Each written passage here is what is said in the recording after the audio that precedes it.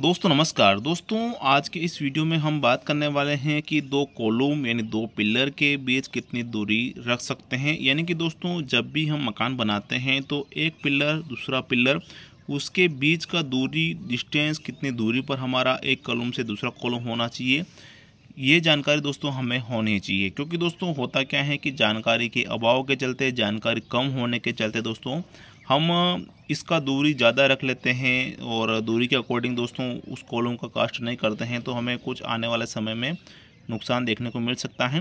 तो ये नॉर्मल जानकारी अगर हम मकान बना रहे हैं तो हमें होनी चाहिए। दोस्तों जब भी हम इसकी दूरी की बात करते हैं तो कितना रख सकते हैं, जैसा कि आपको पता है जो एक सरिया आता है उसकी जो लंबाई आती है दोस्तों 40 फीट की आती है। यानी कि दोस्तों सिरल समझ सकते हैं आप कि एक कॉलम से दूसरे कॉलम का जो दूरी आप 40 फीट तक रख सकते हैं। मतलब कि दोस्तों ये कॉलम हमारा खड़ा है, दूसरा कॉलम हमारा ये खड़ा है, इसका दूरी आप 40 फीट रख सकते हैं। और 40 फीट तो दोस्तों जैसे कि हम नॉर्मल मकान बना रहे हैं तो मकान में 40 फीट की दूरी तो रखना असंभव हो जाता है। कहीं कहीं केस में ऐसा देखने को मिलता है, बाकी तो ऐसा होता नहीं है। नॉर्मल मकान बना रहे हैं दोस्तों तो जैसा कि 12 feet, 15 feet, 18 feet, 20 feet, 25 feet या फिर दोस्तों 30 फीट तक दोस्तों ये दूरी हो सकती है। इतना दूरी दोस्तों हम रख सकते हैं। और इसी के अकॉर्डिंग दोस्तों हमें ये कॉलम जो खड़ा है, ये कॉलम जो खड़ा है उसका आकार बढ़ाना पड़ेगा। जैसा कि 12 फीट बाय 15 फीट का अगर हम एग्जाम्पल तौर से लेते हैं कि हमारा नॉर्मल मकान बना रहे हैं और एक कॉलम से दूसरे कॉलम का जो दूरी है वो 12 से 15 फीट है, तो इसका साइज़ दोस्तों हम 8 बाय 12 का रखते हैं। और जैसा कि ये एक मंजिल 2 मंजिल के लिए सूटेबल रहता है, वहीं दोस्तों अगर आप 3 मंजिल 4 मंजिल के लिए इसका निर्माण करते हैं तो इसी का आकार बढ़कर 8 इंच बाय 16 इंच का हो जाता है। ये एक नॉर्मल जो दूरी होती है इस प्रकार से आप रख सकते हैं। साइज़ आपको बढ़ाना पड़ेगा। वहीं दोस्तों इसमें सरिया भी आपको प्रोवाइड ज़्यादा करना पड़ेगा ऐसी स्थिति में और ऐसी स्थिति में।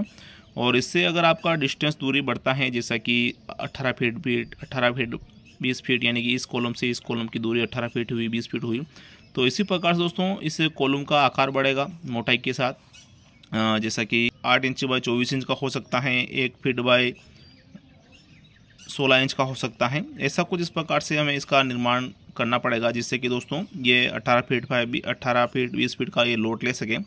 वहीं दोस्तों इसमें सरिया भी हमें अलग अलग कंडीशन पर अलग अलग प्रोवाइड करना पड़ता है। तो दोस्तों जैसा कि इसमें हमने देख लिया है कि हमारा जो एक पिलर से दूसरे पिलर का जो दूरी है हम 12 फीट 15 फीट 18 फीट 20 फीट 25 30 मतलब 40 फीट तक हम रख सकते हैं। कंडीशन यही रहेगी कि उसमें सरिया हमारा बढ़ता चला जाएगा। जैसा कि जितनी दूरी बढ़ेगी उस प्रकार से हमें इसमें सरिया प्रोवाइड करना पड़ेगा। और सरिया तो प्रोवाइड करना ही है। वहीं दोस्तों जैसे कि ये हमारा फाउंडेशन है नॉर्मल मकान में, जैसा कि 12 फीट 15 फीट के स्थिति में हम इसका साइज़ 3 बाय 3 का रख लेते हैं। स्थिति बढ़ेगी जैसे कि 18 फीट 20 फीट हुआ तो इसका आकार बढ़ता चला जाएगा। वहीं दोस्तों इसमें सरिया भी हमें बढ़ाना पड़ेगा। तो ये कुछ इस प्रकार से आप इसकी लंबाई 40 फीट रख सकते हैं। नॉर्मल मकान में हम 12 फीट रखते हैं, 15 रखते हैं, 18 20 फीट तक रख सकते हैं।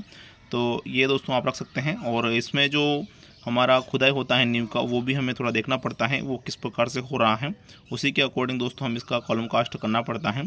और दोस्तों इसमें जैसा कि आपका जो साइज़, अगर दोस्तों आप मकान बना रहे हैं और डिस्टेंस आप एक कॉलम से दूसरे कॉलम का कितना रख रहे हैं, अगर आप रखना चाहते हैं कि भाई हमारे 18 फीट 20 फीट हैं, 18 से 20 का लगभग उसका डिस्टेंस है, या फिर 25 से 30 का है, तो दोस्तों आप मुझे कमेंट बता दीजिएगा। तो उस पर मैं वीडियो बना दूंगा और आपको बता दूंगा कि आपके जो डिस्टेंस है, आपकी जो दूरी है, उसके अकॉर्डिंग आपको कॉलम में कौन सा सरिया प्रोवाइड करना है। वहीं दोस्तों इसका आकार आपको क्या रखना है जिससे कि आपको भविष्य में किसी भी प्रकार की कोई समस्या आपके मकान से लेके ना हो। तो फिलहाल के लिए इतना ही दोस्तों। वीडियो में जानकारी अच्छी लगी हो तो वीडियो को लाइक करें। आप अपने परिजनों को इस वीडियो को ज़रूर शेयर करिएगा। वीडियो को देखने के लिए धन्यवाद। जय हिंद दोस्तों।